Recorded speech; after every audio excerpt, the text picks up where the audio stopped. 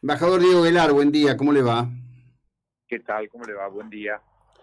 Bueno, he visto unos posteos suyos hablando de algo que sería imperioso en función de nuestra historia en relación a los derechos humanos, que Argentina pusiera una vara muy alta y no ocurre, que es la cuestión de los crímenes que está cometiendo la teocracia iraní contra sus compatriotas, colgando opositores. Ahora esta situación que, bueno, toma un impacto fenomenal por ser un jugador de selección que había estado en Qatar. Ayer hubo detenciones, detuvieron a una médica por el delito de haber estado ayudando a manifestantes que eran heridos en los enfrentamientos con las fuerzas de seguridad, y también está detenida una de las grandes estrellas del cine iraní. ¿Qué debiera razonablemente, en función de nuestra historia, hacer la República Argentina en este momento?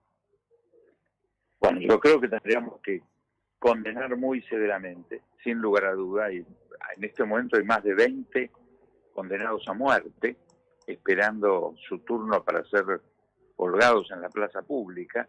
Esto es un nivel de salvajismo que creo que indigna a toda la humanidad. Siento mucho que en Qatar este, la propia FIFA, nuestra selección, no se haya expresado sobre este tema, especialmente dada la circunstancia que hay un joven jugador profesional, Amir, que está en esa terrible situación y condenado a muerte, a la horca.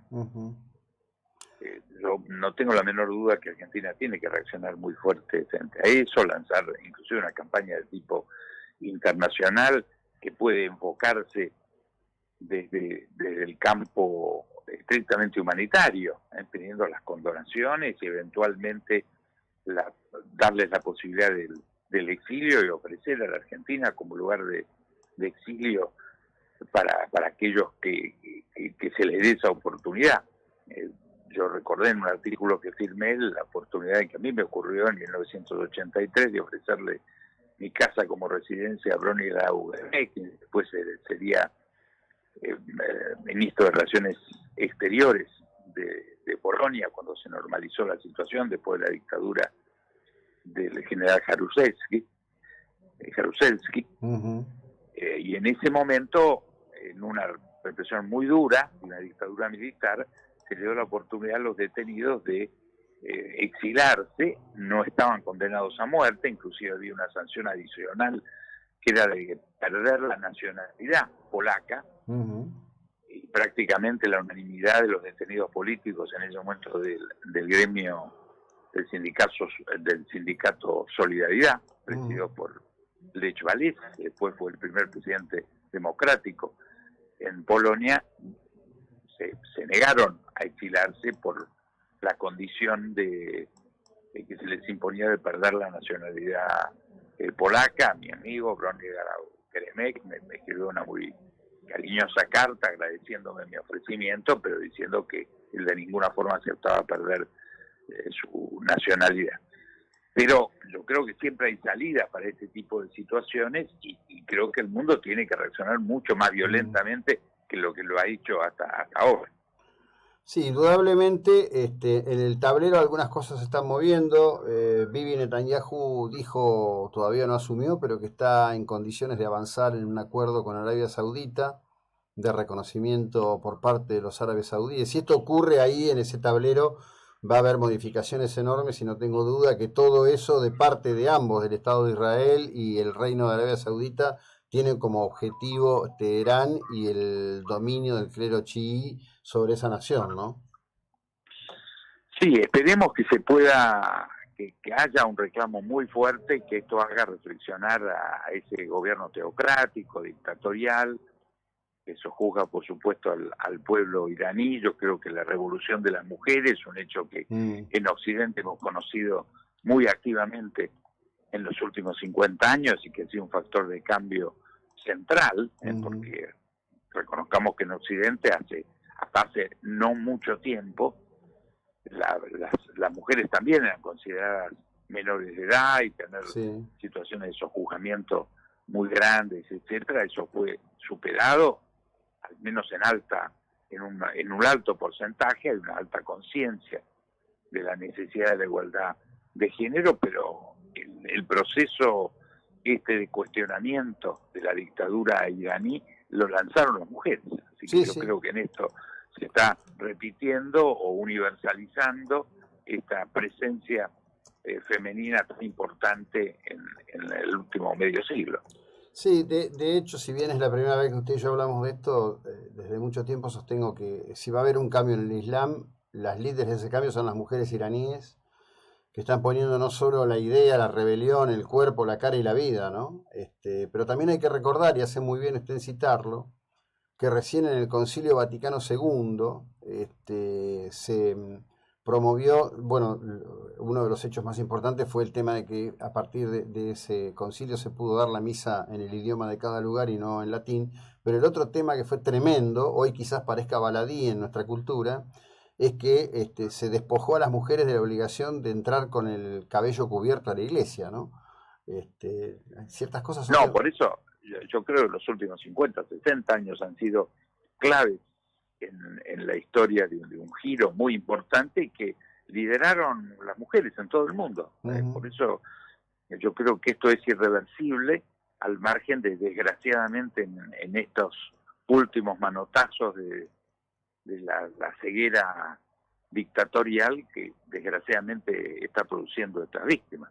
Sí, sin duda. Lo quiero traer a otro tema brevemente. El gobierno le pide a la Comisión Interamericana de Derechos Humanos una cautelar para asilar a esta exfuncionaria ecuatoriana, Duarte Pesantes, condenada a 8 años de cárcel. ¿Corresponde todo esto que está haciendo el gobierno argentino?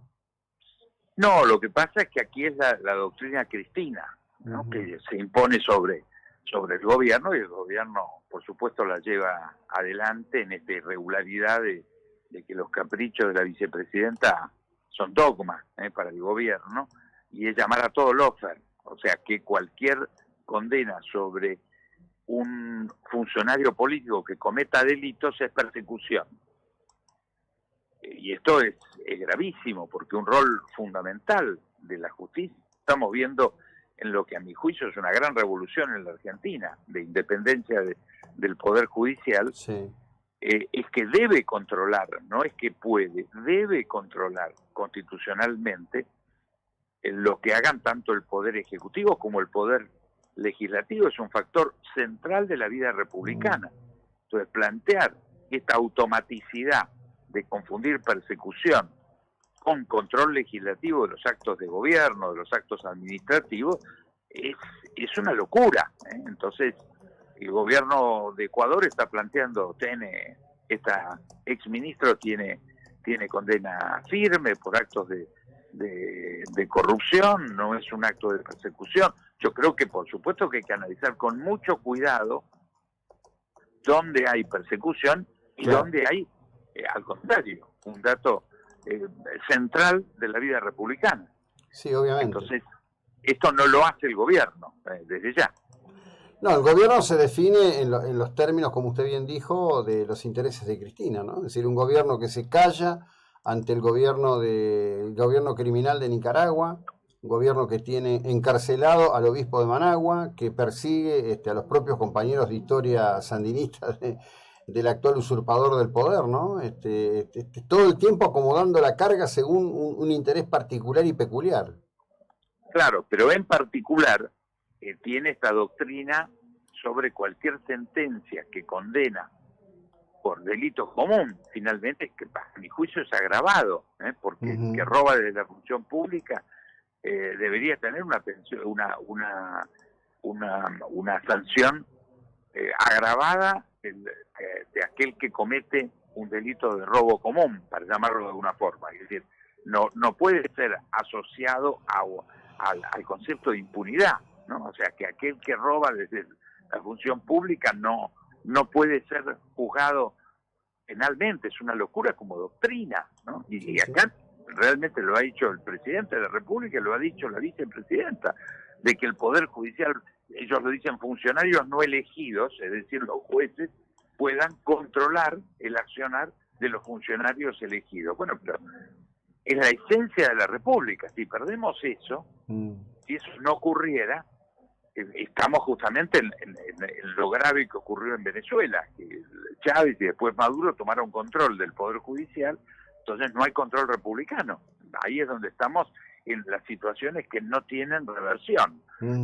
Y esto es una locura, insisto, que se tome como doctrina automática, ¿no? Sí, por supuesto. Embajador, como siempre, agradecido por el tiempo y la ilustración que nos dedica. Muy amable, buena jornada. Un gran gusto. Buen día y muy buena Navidad y Año Nuevo. Esperemos que sí para todos. Gracias. Gracias. El embajador Diego Aguilar, seguimos en un instante, es la hora 8:30.